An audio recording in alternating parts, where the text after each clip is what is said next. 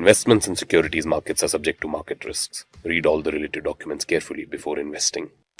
नमस्कार दोस्तों, welcome back to Money Matters. बात करेंगे आज उज्जीवन स्मॉल फाइनेंस बैंक के ऊपर। ये एक एजुकेशनल डिस्कशन होने वाला है। इस वीडियो में जो भी बात हो वो किसी भी तरह से बाय सेल होल्ड की रिकमेंडेशन मान के ना देखी जाए। ये सिर्फ प्योरली एक एजुकेशन डिस्कशन है, इसे उसी तरीके से देखा जाए। बाय सेल के लिए आप अपने सेबी रजिस्टर्ड रिसर्च एनालिस्ट या इन्वेस्टमेंट एडवाइस से संपर्क जरूर करिए। फिलहाल बात करते हैं उज्जीवन के ऊपर। ध्यान रखिए, ये कंपनी के अंदर अगर आपको दिख रहा होगा कि यहां पर भारी गिरावट हमें देखने को मिली है। अगर हम इसको एक बार एनालाइज करना चाहें तो देखिए, पहले भी ये स्टॉक 78-79% अपने हाई से टूटा था, जैसा कि आपको दिख रहा है अपनी लिस्टिंग के बाद 2019 के बाद। और उसमें तो समझ में भी आया था कि चलो कोविड की वजह से फाइनेंस सेक्टर को भी प्रॉब्लम हुई थी और गिरावट आनी थी, वो आई और फिर उसके बाद उठने में भी समय लगा, तो वो चीज दिखी।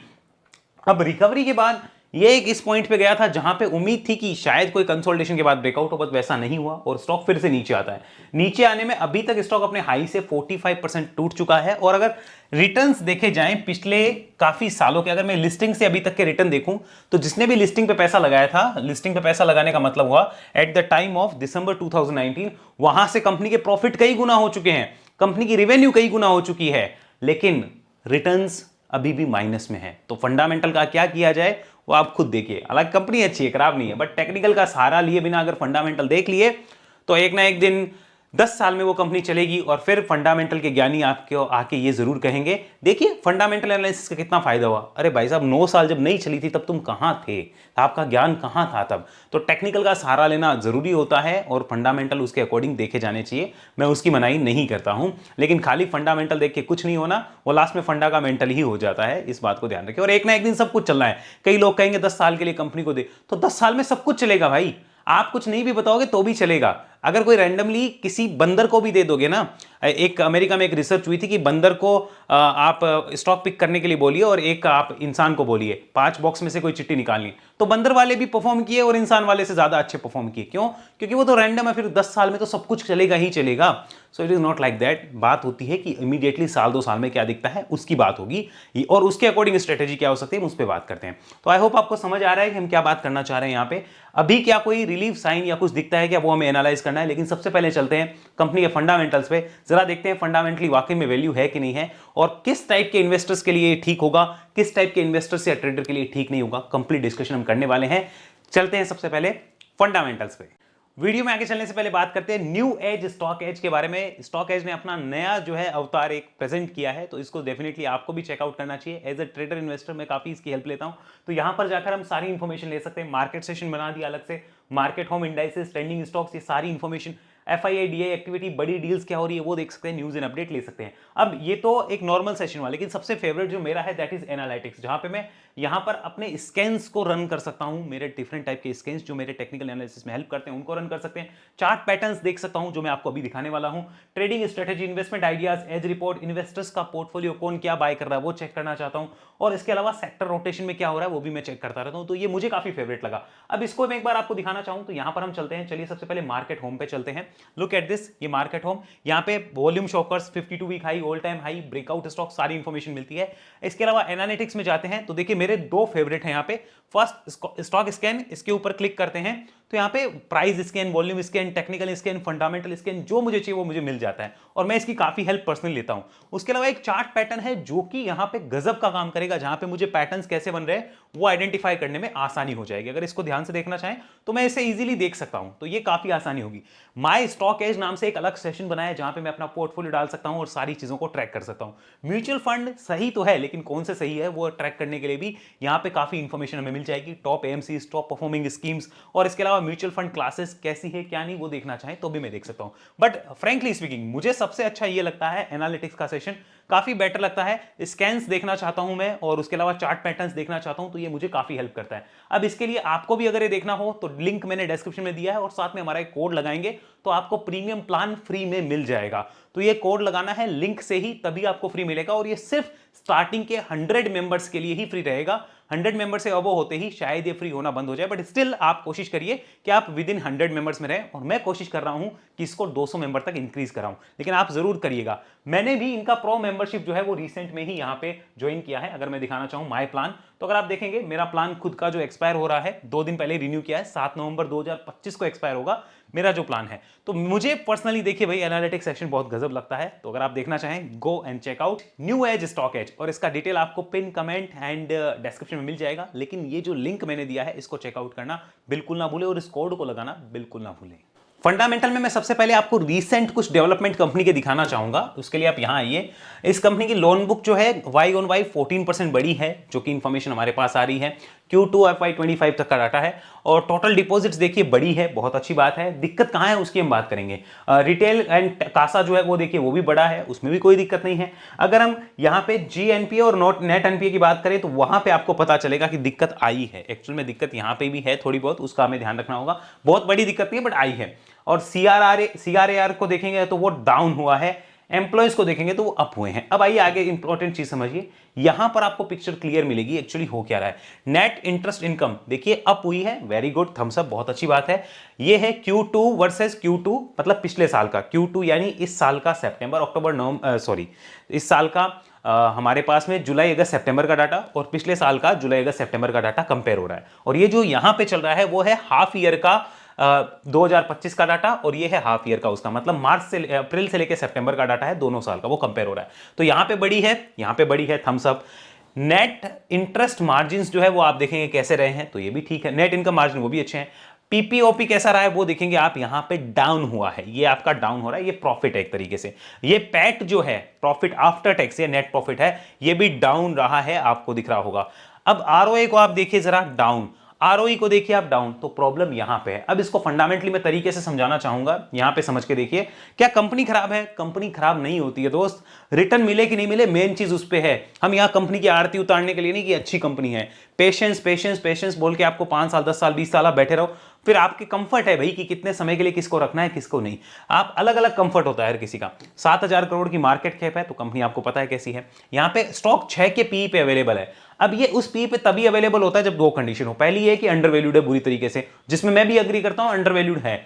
दूसरी कंडीशन ये होती है मार्केट को ये दिख रहा है कि आने वाले समय में शायद इससे भी नीचे का प्रॉफिट लाएगा, इस वजह से वो डाउन पी पे ट्रेड हो रहा है। अब मार्केट को क्या दिख रहा है वो मार्केट जाने, उसके लिए हम चार्ट की हेल्प भी लेंगे। आरओसी और आरओई गजब के हैं, मैं तो खराब नहीं कह सकता, एक नंबर है, कोई खराब नहीं है। बुक वैल्यू से यहां पे कोई ज्यादा ऊपर ट्रेड नहीं करता, गजब कंपनी है, कोई खराब नहीं है। अगर यहां पे 52 वीक लो को देखा जाए तो अभी 34 तक आया था, तो बुक वैल्यू के एकदम पास आया था। डिविडेंड 4% का ही देता है, यानी मैं बैंक में पैसा डालूं या इसमें डालूं 4% का रिटर्न आ सकता है, ऐसा पास डाटा बता रहा है। फ्यूचर में भी ऐसा हो सकता है और हो नहीं भी सकता है। यहां पर अगर देखा जाए डेट टू इक्विटी 6 के आसपास है और फाइनेंस का काम करती है तो ठीक होगा। ईपीएस देखिए 6 रुपए का है, यानी कि अगर 37 रुपए का स्टॉक है और 6 रुपए का साल का मुझे कमा के दे रहा है तो दैट इज गुड, खराब तो कह नहीं सकते, लेकिन रिटर्न नहीं आ रहे ना, मेन दिक्कत वो है। प्रॉफिट की ग्रोथ देखिए यहां पे खराब रही है, इस वजह से पिटाई हुई है। मार्केट कैप टू सेल्स बहुत सस्ता मिल रहा है, यहां पे पीज रेशियो बहुत सस्ता है। फ्री कैश फ्लो भी दिखाता है कि कंपनी अंडर वैल्यूड है। और इसी को अगर इंडस्ट्री की पी के साथ कंपेयर किया जाए, भाई साहब इसको 10 की पी पे लाओ तो भी काफी अच्छी ग्रोथ हो जाए, लगभग यहां से 40-50% बढ़ जाए अगर उस पी पे भी लेके आ जाए, तो अंडर वैल्यूड है ये तो हमें पता चलता है। आगे देखिए यहां पर इसको समझने की कोशिश करिए, इसका एवरेज पी रेशियो क्या रहा है जब से लिस्टिंग हुई है तब से, तो 9 का रहा है, यानी वहां भी अभी 6 का चल रहा है, तो अंडर वैल्यूड है, ये तो मानना होगा। आगे चलते हैं, यहां पर इस कंपनी की इंट्रिंसिक वैल्यू क्या है, दैट इज 96, मतलब इसका रियल वैल्यूएशन 100 रुपए का है और मिल कितना रहा है 36 रुपए है, 96 का मिलता 36 है। This is the market. आया समझ में? आओ आगे चलते हैं। यहां पर देखिए इसको समझने की कोशिश करिए। क्वार्टरली रिजल्ट्स खराब नहीं है, हर बार इनकी ग्रोथ आती है, रिवेन्यू हर बार बढ़ती है, बहुत अच्छी बात है। दिक्कत है फाइनेंशियल प्रॉफिट, फाइनेंशियल मार्जिन्स। यहां पर अब आप समझना, यहां पर देखते जाइए क्या हालत है, यहां पर समझते जाइए। देखिए आपने ये पोस्ट किया था, ये पोस्ट किया था, उसके बाद आपने कभी भी अच्छे प्रॉफिट्स पोस्ट नहीं किए, फाइनेंस प्रॉफिट। उसके बाद अगर आप आएंगे नेट प्रॉफिट में, ये जो नेट प्रॉफिट है इसको समझिए, यहां पे आपके नेट प्रॉफिट देखते चलिए, this is the highest ever net profit. उसके बाद में आपके नेट प्रॉफिट लगातार गिरते जा रहे हैं और मार्केट उसी चीज की पनिशमेंट देता है। मार्केट को अगर ग्रोथ दिखती तो चार्ट बुलिश होकर ब्रेकआउट करके निकल जाता, नहीं दिख रही तो ठीक है, एक्यूमुलेशन वालों के लिए कोई दिक्कत नहीं होती है। बट द थिंग इज कि क्या कोई लंबी चाल बन रही है क्या, उसमें प्रॉब्लम आती है। तो हम डिसाइड करेंगे अभी कि किसके लिए ठीक है किसके लिए नहीं है। कंपनी खराब नहीं है, लेकिन अभी समय कैसा चल रहा है बेकार है। साथ में इंटरेस्टिंग चीज देखना है यहाँ पे, 20% के मार्जिन अगर 6% होंगे तो मार्केट उसकी आरती नहीं उतारेगा, उसको पकड़ पकड़ के पीटेगा। आरती नहीं उतारने वाला, पकड़ पकड़ के पीटता है। अगर 20% से आपके मार्जिन इतने कम हो गए तो पिटाई होगी। तो ये चीज आपको क्लियर होनी चाहिए। साथ में ग्रॉस एनपीए नेट एनपीए जो मैं आपको लगा रहा हूं वो देखते जाइए, आपके नेट एनपीए और ग्रॉस एनपीए कैसे हैं वो आपको पता चलेगा, और पिछले काफी समय से लगातार बढ़ रहे हैं घट रहे हैं वो आप खुद देखिए, आपको एनालाइज हो जाएगा कि यस प्रॉब्लम कहां है। क्या कंपनी का बिजनेस खराब है? नहीं, बिजनेस बढ़िया है, अच्छी जा रही है। क्या कंपनी के प्रॉफिट्स नहीं आ रहे? नहीं, प्रॉफिट्स आ रहे हैं लेकिन उतने नहीं आ रहे जितने आने चाहिए थे, तो पिटाई होती है। आओ आगे समझो, यहां पर इसको समझिए। 2019 में जब कंपनी की लिस्टिंग हुई थी 19-20 में, तब प्रॉफिट्स देखिए क्या थे, आज उतने तो एक क्वार्टर में दे रही है, लेकिन क्या वहां से शेयर प्राइस बढ़ा? क्या उस टाइम भी तो आपको यही कहा गया होगा लॉन्ग टर्म में बहुत बढ़िया है, लॉन्ग टर्म में बहुत बढ़िया है। अरे बहुत बढ़िया तो, लेकिन किस प्राइस पे बढ़िया ये तो बता। 100 रुपए पे भी स्टॉक बढ़िया है, 500 पे भी बढ़िया है, 10,000 पे भी बढ़िया है, लॉन्ग टर्म में बहुत बढ़िया, तो सब कुछ ही बढ़िया है। किस प्राइस पे बढ़िया ये तो बताओ, कुछ सिखाओ तो सही, कुछ वैल्यूएशन मीटर तो दो, बस लॉन्ग टर्म का लॉलीपॉप दे दो और बैठे रहो, ये कोई सही नहीं तरीका नहीं है। देखिए यहां पर 21 में देखिए इसके गिरे तो पिटाई हुई, ऑब्वियस सी बात है। 22 में इसकी पिटाई होनी थी, ठीक है। 23 के अंदर देखिए कंपनी ने एक्सेप्शनल प्रॉफिट ग्रोथ दी, तो उसके साथ उसी को उस टाइप का वैल्यूएशन मिला। 24 में भी उसी टाइप का वैल्यूएशन मिला, शेयर लगभग वहां अपने बॉटम से 3-4 गुना हो गया, जबरदस्त ग्रोथ देखने को मिली और जबरदस्त तेजी भी आई वहां पे। और यहां पर अगर हम देखेंगे तो कंपनी अच्छा कर रही, कंपनी खराब नहीं कर रही। अभी यहां पे ग्रोथ मिसिंग हो रही है, ग्रोथ मिसिंग होने की वजह से पनिशमेंट मिली है। क्या ये स्टॉक ओवर वैल्यूड है? नहीं, अंडर वैल्यूड है, डेफिनेटली अंडर वैल्यूड है। अंडर वैल्यूड होने का मतलब ये नहीं है कि चाल बन जाएगी या तेजी बन जाएगी, वो कब बनेगी उसी का तो सारा कहानी है। वो जब तक नहीं बनती तब तक उसको लेके बैठे रहना पड़ता है, कोई कुछ नहीं कर सकता। तो दैट्स वाई टेक्निकल भी वहां पे सारा लेना चाहिए, फंडामेंटली खराब नहीं है। ग्रोथ देखिए, ग्रोथ अच्छी रही है कंपनी की, आप खराब नहीं कह सकते। स्टॉक प्राइस केजीआर देखिए कुछ खास नहीं है, रिटर्न ऑन इक्विटी बढ़िया मानी जाएगी, आप खराब नहीं कह सकते। शेयर होल्डिंग पैटर्न देखिए, अभी डीमर्जर वो रिवर्स मर्जर इनका हुआ था शायद, उसके बाद में प्रमोटर्स गायब हो गए क्योंकि वो सारा का सारा होल्डिंग जो है वो FII पब्लिक के अंदर डिस्ट्रीब्यूट हो जाता है। और यहां पर आपको देखेंगे FII ने कुछ माल बेचा है, DIIs ने अपने माल का हल्का किया है और पब्लिक ने यहाँ पे भर के लिया है। लगभग 10 लाख 11 लाख लोग इसमें इन्वेस्ट करके अभी बैठे हुए हैं। क्या वो सब लोग ये जानते हैं कि स्टॉक अंडर वैल्यूड है? क्या वो सब लोग ये जानते हैं कि इसमें बड़ी चाल कब बनेगी? नहीं जानते। क्या वो सब लोग ये जानते हैं कि उन्हें कब क्या डिसीजन लेना है? नहीं जानते। वो पता है क्या जानते हैं? टीवी पे बताया था 5 साल में बहुत ग्रोथ करेगा, यस बैंक बताया था वो बहुत ग्रोथ करेगा, वोडाफोन आइडिया बताया था बहुत ग्रोथ करेगा, एक काम करता हूं 2000 शेयर लेके रख देता हूं, बेटी की शादी में काम आएंगे। पता चलता है वो 2000 जीरो हो जाते हैं। तो इस टाइप से काम नहीं होता है। अपनी एनालिसिस, अपनी रिसर्च करनी जरूरी है। किसी की सुन के अगर पैसा लगाएंगे तो नुकसान ही खाएंगे, कोई इलाज नहीं है। एक बार कमाएंगे लेकिन बाद में अल्टीमेट वो नुकसान होगा। चलिए इसके चार्ट पे चलते हैं, मैं एक बार इसका चार्ट आपके सामने प्रेजेंट करता हूं, ध्यान से इसको समझिए। दिस इज द चार्ट और यहाँ पे इश्यू क्या है मैं आपको दिखाना चाहूंगा। हैव अ लुक, यहाँ पे इसको समझने की कोशिश करिए। ये देखिए यहाँ पे हो क्या रहा है, ये लगातार ऊपर जा रहा था, अब देखिए ये अपने रेड कैंडल के हाई के ऊपर क्रॉस करके मंथली क्लोज नहीं कर पा रहा। मतलब मंथली हर बार नया डाउन साइड बन रहा है और उस हाई के ऊपर नहीं टिक पा रहा। अभी इस मंथ में नवंबर में अगर इसे ऊपर जाना है तो इस हाई को काटना है। अभी हाई कितना है, इसके ऊपर कम से कम मंथली क्लोज चाहिए 41.65। तो हमें क्या चाहिए भैया, हमें चाहिए 41.65 के ऊपर मंथली क्लोज। 41.65 के ऊपर मंथली क्लोज करेगा तब एक इंडिकेशन होगा कि डाउन साइड थमेगी। लास्ट वीडियो में हमने बात करी थी कि 36 रुपए के गेट खुले हैं, 40-36 के बीच आ सकता है और यहां पर आके रुकता है तो हम कह पाएंगे कुछ होगा। इसको रिव्यू करेंगे, तो रिव्यू करते हैं, देखते हैं क्या होता है, फिर बात करेंगे कि किया क्या जा सकता है और अच्छा क्या है, क्या अच्छा है क्या बुरा है। इसको समझिए, अभी तक डाउन ट्रेंड में है। अब सुनिए, बड़ा सपोर्ट यहां पर ये लाइन है, ये जो आपको दिख रहा है 32 के आसपास का। क्या इसका मंथली ट्रेंड बुलिश हुआ? आंसर इज नो, अभी तक नेगेटिव है। अब किसको पैसा लगाना है नहीं लगाना वो अपने हिसाब से समझ जाओ। मंथली ट्रेंड नेगेटिव है, आया समझ में? क्लियर। कोई ट्रेंड देख के पैसा लगाता है, कोई ये सोचता है कि नहीं यार डिविडेंड यील्ड बढ़िया मिल रहा है, कोई ये सोचता है कि नहीं यार अपन काम करते हैं अंडर वैल्यूड कंपनी है 10 साल के लिए रखेंगे। अपना अपना कंफर्ट है, किसका क्या विजन है उसके ऊपर डिपेंड करता है। लेकिन ट्रेंड देख के पैसा लगाने वाले इतना जान ले कि ट्रेंड तो अभी नेगेटिव है, इसको ध्यान में। कब बुलिश होगा भाई? 41.65 के ऊपर आएगा तो रिव्यू होगा, कोई जरूरी नहीं बुलिश हो, रिव्यू करना पड़ेगा, देखना पड़ेगा। ओके, अब आइए वीकली ट्रेंड समझते हैं। वीकली ट्रेंड को भी ऑब्वियसली वो मिलेगा तो अपने को negative he, yes you can see clearly ये नेगेटिव है। और वीकली पे भी ये 32 के आसपास का सपोर्ट है। क्या गारंटी है 32 आएगा? कोई गारंटी नहीं है, संभावना है, गेट खुले हुए हैं। यानी ये अभी आप कह सकते हो 30 से एक 42 रुपए की रेंज में घूम सकता है, 30 से 42 की रेंज में घूम सकता है। कोई बेस बिल्डिंग हो उसके बाद कुछ करें तो देखना ज्यादा सेफ प्लेयर के काम का होगा। मैंने तो समझा दिया सेफ प्लेयर कब देख सकते हैं। आगे समझिए, इसको डेली करते हैं, एक बार जरा समझिए। डेली पे यहां देखिए, इसको समझ के देखिए यहाँ पे क्या हो सकता है। जस्ट अ सेकंड, ये डेली चार्ट कन्वर्ट किया और इसको जरा एक सेकंड यहाँ पे आप समझिए। यस, ये डेली चार्ट हमारे सामने है और इसको जरा एक बार आप देखिए, यहां पर अब इसको जरा समझने की कोशिश करिए। This is the daily chart और ये 200 दिन के मूविंग एवरेज की लाइन है। कायदे से इसका यहां पर एक नेगेटिव पॉइंट जो है वो इंडिकेट हो चुका था, उसके बाद ये लगातार नेगेटिव ही चल रहा है। अभी भी अगर आप डेली चार्ट पे भी देखेंगे सो इसको कोई बेस बिल्डिंग होने दिया जाए। अब इस बेस बिल्डिंग में ये लेवल जो है वो इंपॉर्टेंट रहने वाला है, इसका ध्यान रखना है। पीछे यही लेवल सपोर्ट बना, यही अब रेजिस्टेंस है, तो मेरे हिसाब से इस रेंज में या फिर और नीचे कहीं रेंज जो हो बेस बिल्डिंग हो उसके बाद ज्यादा बेटर होगा। अब इसका एक कंक्लूजन निकालते हैं, देखते हैं क्या हो सकता है। उसके लिए वापस चलते हैं यहां पर। Yes, this is the weekly chart. अब इसको समझिए, कभी भी स्टॉक डाउन ट्रेंड में आते हैं, क्या करते हैं, कभी भी स्टॉक ऐसे डाउन ट्रेंड में आते हैं, जस्ट अ सेकेंड, लाइक हाँ ऐसे डाउन ट्रेंड में स्टॉक आते हैं तो उनमें बहुत कम चांस होता है कि वो सीधा ऐसे वी शेप रिकवरी करे। सीधा ऐसी रिकवरी बहुत कम चांस में होती है, और अगर ऐसी होती है तो बीच में कुछ इंडिकेशंस मिलते हैं हमें कि कहां पैसा लगाना है या नहीं लगाना है। तो सेफ प्लेयर को हमें पता चल जाता है कि कब ट्रेंड बुलिश हो रहा है कब नहीं हो रहा। लेकिन अगर वो इस टाइप से गिर रहे हैं तो वहां पे सबसे बेस्ट तरीका यही होता है कि गिरने के बाद let them make a base, let them make something, let them do something, उसके बाद बुल्स को आने दीजिए, ब्रेकआउट पे देखिए, फिर आप एक इंपॉर्टेंट एसएल रखे उस ट्रेंड को राइड करना चाहें तो सबसे सेफ प्लेयर के काम का तो ये हुआ। आया समझ में? तो सेफ प्लेयर तो तब देखें, अभी देखने काम का है, आंसर इज नो। बाकी कौन बताएगा? आपका प्यारा फाइनेंशियल एडवाइजर आपको बताएगा। सेबी महारानी ऐसा कहती है, और उन महारानी को पता नहीं क्या बीमारी, आजकल तो हर चीज में उनका प्रॉब्लम ही प्रॉब्लम है। तो सेबी महारानी ऐसा कहती है कि आप एडवाइजर से बात करिए। मैं भी कहता हूं बिल्कुल करनी चाहिए, ठीक है। तो लेकिन मेरा तो ये मोटिव है कि आप एडवाइजर फ्री होकर काम करिए, एडवाइजर की जरूरत पड़े ही ना, इतने खुद शिक्षित आप हो जाइए कि जरूरत पड़े ही ना। तो ये चीज आपको समझ आई इस टाइप से। तो अभी क्या ऐसा बेस बना हुआ है? नहीं बना हुआ है। यानी कि यहां पे हमें क्या पता चला, मान लीजिए कि यहां पर कोई नया पैसा लगाने के लिए बुल्स जो स्मार्ट प्लेयर होते हैं, क्या वो यहां पे आएंगे? आंसर इज वो टेक्निकल देख के तो नहीं आने वाले, ये हमें पता चल गया। फंडामेंटल देख के अगर वो आने वाले होंगे तो उनका विजन लंबा होगा। लंबा मतलब 2 साल 5 साल 10 साल का। क्यों? क्योंकि उनको यहां पे फंडामेंटल के ऊपर तो काफी टाइम से बुलिश है, कोई खराब नहीं है, ये हमें पता चला।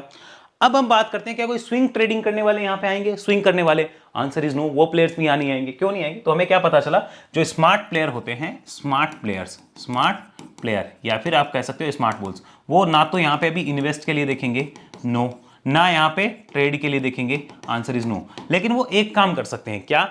कई ऐसे प्लेयर होते हैं जो कहते हैं कि हमें इस कंपनी पे भरोसा है, हम इसको एक्यूमुलेट करना चाहते हैं, तो they can accumulate. But accumulate में ये ध्यान रखें कि वो पूरी कैपिटल कभी इन्वेस्ट नहीं करते हैं। तो वो एक्यूमुलेट करते हैं लेकिन कभी पूरी कैपिटल इन्वेस्ट नहीं करते। स्मार्ट प्लेयर ऐसा करते हैं। आपको क्या करना है वो आपका एडवाइजर बताएगा, ओके। तो वो इस टाइप का डिसीजन ले सकते हैं।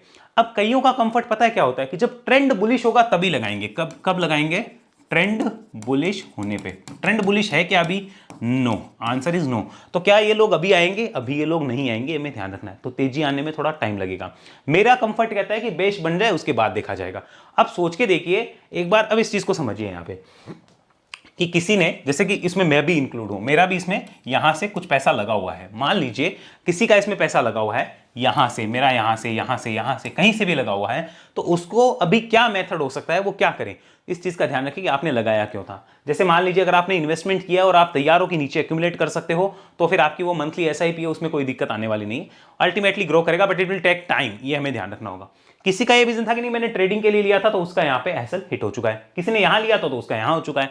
तो ट्रेडिंग वाले तो निकल चुके होंगे, इन्वेस्ट वाले जो बैठे हैं उनका मेंटेलिटी यही हो सकता है और कुछ नहीं हो सकता। ये ध्यान रख लीजिए कि चार्ट पे भी कोई मेजर सपोर्ट जो है वो 32 के पहले नजर नहीं आता, और यहां पर स्टॉक जो है 32-42 के बीच में झूला झूल सकता है, मतलब 30 से 42 रुपए के बीच में काफी टाइम झूला झूल सकता है। अगर आप इसमें फ्रेश ट्रेंड बुलिश होने पे आना चाहते हैं तो अभी आपके लिए समय है। ये बात आप मेरी एडवाइजर को अपने को बता देना, वो आपकी बात समझ जाएगा। क्या हम यहाँ पे बात करते हैं, बहुत से लोग जो ये चिंता करके बैठे हुए हैं ना, देखो जिनके पास पड़ा है वो तो बेचारे क्या ही कर लेंगे, उनको पता है कि भाई वो मंथली एसआईपी करेंगे ना तो भी उनकी एवरेज कॉस्ट बैठ जाएगी। जैसे एक एग्जांपल देता हूं, मानो यहां से गिरा था, किसी ने मंथली एसआईपी रखी थी कि चलो 100 शेयर पर मंथ लेते हैं, जो होगा देखा जाएगा, और 2 साल 5 साल बैठो तो भी उनका पैसा तो डबल होगा, ये तो पक्की बात है। 5 साल अगर किसी में पेशेंस है, पैसा डबल होता है, हर 5 साल में इंडस्ट्री का साइकिल आता है, सब कुछ होता है। लेकिन मैटर वो नहीं करता, मैटर ये करता है कि आप लेने के बाद उसको मेंटली कितना झेलते हैं, क्या करते हैं। अब यहां समझिए, जो फ्रेश यहां पे हमेशा ध्यान रखिए इन्वेस्ट करना चाहते हैं और जो सेफ प्लेयर हैं, क्या है, सेफ है, उनको क्या करना चाहिए, wait for bullish trend, wait for bullish trend. जब ट्रेंड बुलिश हो यानी ऐसा कुछ हो रहा हो, ऐसा हो गया और उसके बाद में कुछ हो रहा है, देन वो पैसा लगाते हैं, देन इन्वेस्ट। उसमें भी 2 कंडीशन होती है, एक होता है शॉर्ट टर्म इन्वेस्ट तो शॉर्ट टर्म का एसएल फॉलो किया जाएगा और लॉन्ग टर्म इन्वेस्ट करोगे तो लॉन्ग टर्म का एसएल फॉलो किया जाएगा। उसके लिए तरीका होता है। तो ये वन ऑफ द मेथड है। तो मेरे को अगर मान लो आज की डेट में इसमें फ्रेश पैसा लगाना होता, मैं ये मेथड फॉलो करता, मैं जल्दीबाजी नहीं करता। ये मेरी आपसे रिक्वेस्ट या आप सलाह जो भी मानना चाहे मान सकते हैं। वही सेकंड चीज क्या, मान लीजिए किसी स्टॉक को मैं ऊपर लेके फंस गया, मान लो उसका हाई ये था, मैं यहाँ पे लेके फंस गया और उसके बाद वो ऐसे ऐसे आ गया। अब मैं क्या करूं, कुछ नहीं करना। क्या कंपनी के फंडामेंटल अच्छे हैं? ये देखो फंडामेंटल अच्छे हैं, अच्छे हैं, खराब तो नहीं है, बढ़िया फंडामेंटल है। कंपनी का समय खराब चल रहा है, माइक्रो फाइनेंस सेक्टर में दिक्कत है। क्या टेक्निकल अच्छे हैं? Technical is not good. तो टेक्निकल अच्छे नहीं है तो मेरे पास दो ऑप्शंस बचे। क्या ऑप्शन बचा? पहला ये कि यहाँ पे मंथली एसआईपी कर दी जाए। क्यों? क्योंकि फंडामेंटल अच्छे हैं, लेकिन इसमें रिस्क ये है कि बेस बना नहीं है और पता नहीं कितना डुबकी मारेगा। दूसरा ऑप्शन क्या है? टेक्निकल। जब बुलिश ट्रेंड बनना शुरू हो, बुलिश ट्रेंड शुरू हो, यहां पे हम लिखते हैं शुरू हो, तब आके मैं पैसा डाल दूंगा। यानी जब वो ऐसे ऐसे करके ऐसे ऐसे जाने लगेगा ना, तब मैं पैसा डाल दूंगा बजाय कि इसमें एसआईपी करने के। बोलो आया समझ में? ये ऑप्शंस है, बाकी कोई ऑप्शंस नहीं है उज्जीवन के ऊपर। ये ध्यान रखिए।